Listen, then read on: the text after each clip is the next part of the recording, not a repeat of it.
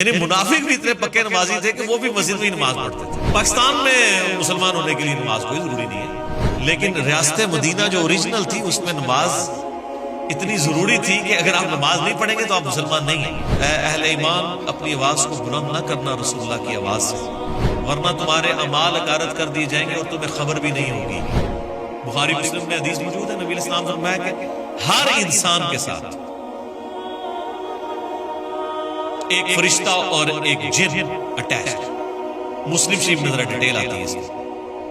تو ایک صحابی نے جرأت کر کے پوچھا، یا رسول اللہ آپ کے ساتھ؟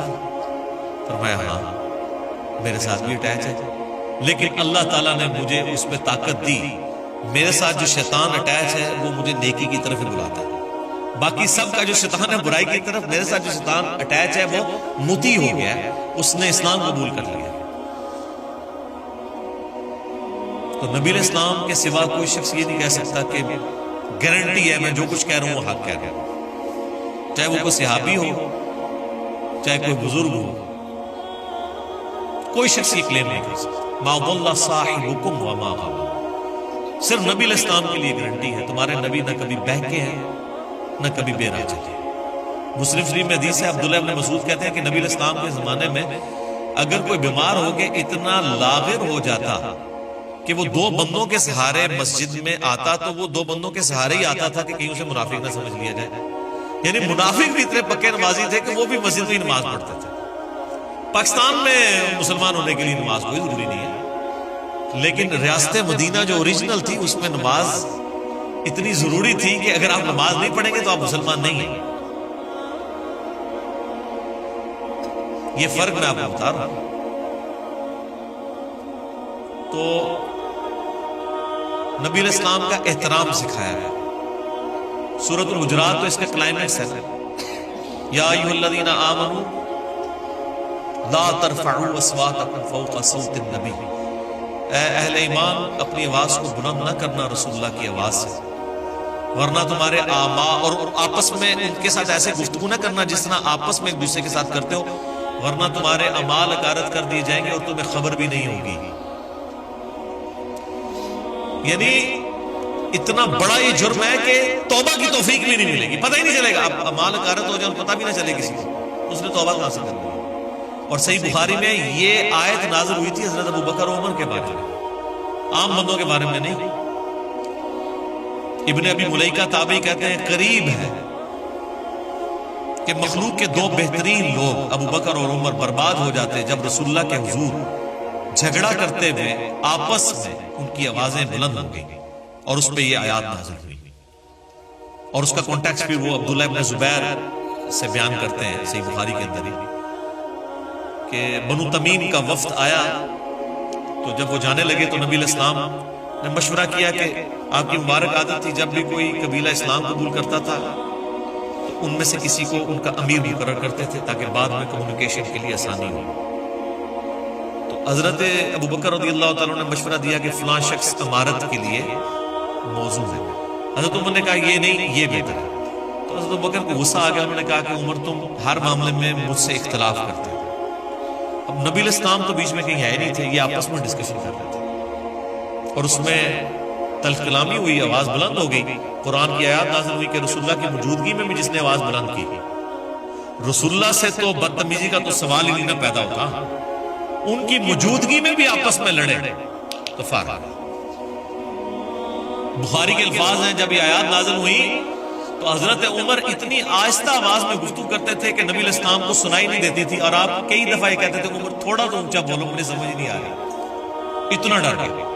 پھر اللہ تعالیٰ نے قرآن میں اگلی آیات نازل کی، ان الذین یغضون اصواتهم عند رسول اللہ، بے شک جو لوگ رسول اللہ کے حضور اپنی آوازوں کو پست رکھتے ہیں اللہ نے ان کے دلوں کو تقوی کے لیے چن لیا ہے، ان کے لیے اجر عظیم ہے، مغفرت ہے۔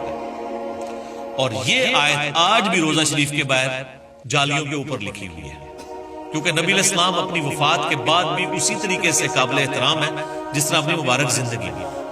آج بھی اگر کوئی قبر رسول کے پاس اپنی آواز کو بلند کرے گا، چاہے وہ صلاۃ و سلام پڑھنے کے لیے کرے، اس کے اعمال غارت ہے۔ اس لیے آپ دیکھیں وہاں پہ انہوں نے شرطے کھڑے کیے ہوتے ہیں نا، ایک تو زیادہ وہ جھمگٹا نہیں لگانے دیتے، کیونکہ ابو داؤد میں حدیث ہے میری قبر پہ میلہ نہ لگانا, تم دنیا کے کسی بھی حصے میں درود پڑھو گے مجھ تک پہنچ جائے گا. قبر رسول پہ حاضری دیں اور نکل جائیں. یہ پاکستانی جا کے کھڑے ہو جاتے ہیں, پھر وہ سلام پڑھنا شروع کر دیتے ہیں, پیچھے وہ لائن پھنس جاتی ہے اور وہ سمجھتے ہیں کہ نیکی کا کام کر رہے ہیں, حالانکہ نبی علیہ السلام نے تو اس سے منع کیا. سلام عرض کریں السلام علیکہ یا رسول اللہ, صحابہ کرام سے ثابت ہے, الموطا امام مالک کے اندر, مصنف ابن ابی شیبہ میں, فضل الصلاۃ علی النبی کے اندر, کہ وہ قبر رسول پہ حاضر ہو کے سلام عرض کرتے تھے, اور سیدنا ابو بکر عمر کے آگے بھی السلام علیکہ یا ابا بکر, السلام علیکہ یا عمر, اور پھر آگے چلے جاتے تھے. یہ جو مطلب اس طرح, اور وہاں پہ بھی آپ دیکھیں گے جو شرطے انہوں نے کھڑے کیے ہوتے ہیں تو وہ باقاعدہ اشاروں کے ساتھ بات کر رہے ہوتے ہیں. آپ کبھی نہیں دیکھیں گے کہ وہ اونچی آواز میں بول جائیں گے, لوگوں کو منع بھی کریں گے ایسے ذکر کریں گے. ان کو باقاعدہ اس کو ٹرین کیا جاتا ہے کہ آپ نے اپنی آواز کو اس طریقے سے بلند نہیں کرنا ہوگا. اور ہمارے لوگ کیا کہتے ہیں, او جی جالیاں نو کانڈ کر کے کھلوتے ہوتے ہیں. یار یہ آپ کو کس نے چیز بتا دی ہے؟ اللہ کے بندو, اگر آپ اس کو فزیکلی گستاخی بھی سمجھتے ہیں. السلام علیکم میرے بھائیو, مفتی واحد قریشی صاحب نے عنقریب ایک بیان دیا تھا کہ قرآن پڑھنے سے لوگ گمراہ ہو جاتے ہیں, تو میں نے اس کا علمی رد کیا ہے. بہت انٹرسٹنگ ویڈیو ہے, بہت علمی طریقے سے رد کیا ہے. تو میرے بھائیو اگر آپ کو ویڈیو دیکھنا ہے تو آپ یوٹیوب جائیے اور وہاں پہ لکھیے انجینئر ہارون رشید, وہاں پہ میرا وہ چینل کھل جائے گا اور اس پہ آپ کو یہ ویڈیو مل جائے گا. اگر پورا پرٹیکولر وہ ویڈیو کو سرچ کرنا ہے تو آپ لکھیے کہ قرآن کو ترجمے کے ساتھ پڑھنا گمراہی, ریپلے ٹو مفتی واحد قریشی بائی انجینئر ہارون رشید, تو آپ کو ویڈیو کھل جائے گا, آپ ضرور وہ ویڈیو چیک آؤٹ کر سکتے ہیں. تو نبی علیہ السلام کی قبر مبارک تو ان جالیوں سے کم از کم 5 مختلف ہرڈلز کے پیچھے قبر مبارک ہے. یہ جو لوگ قبر مبارک کے لیے جاتے بھی ہیں نا زیارت کے لیے, وہ قبر تک کوئی بھی نہیں پہنچتا. قبر تو حضرت عمر بن عبدالعزیز کے دور کے اندر اس کو سکیور کر دیا گیا. وہ ایک ڈیٹیل یعنی ہے, حجرہ عائشہ کی دیوار گر گئی تھی, صحیح بخاری کے اندر آتا ہے. یہ نور الدین زنگی والا واقعہ تو کہانی بنایا انہوں نے. تو ایک انگلی کے برابر موٹائی کی کوئی چیز ہو تو وہ سترا ہوتا ہے.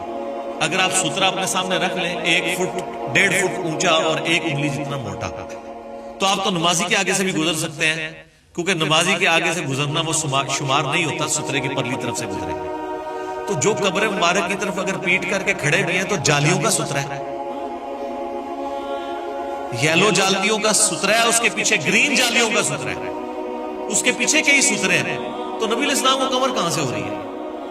ورنہ تو اب ہم جہاں پہ بھی بیٹھیں گے تو پاکستان میں تو جب امام مسجد سلام پھیر کے پبلک کی طرف منہ کرتا ہے, تو پاکستان میں تو مدینہ شریف اور مکہ شریف آلموسٹ ایک جتنے اینگل کے اوپر تھوڑا سا ہی فرق ہے, کیونکہ اتنے دور جب آئیں گے تو آپ کو چند ڈگریوں کا فرق ہے.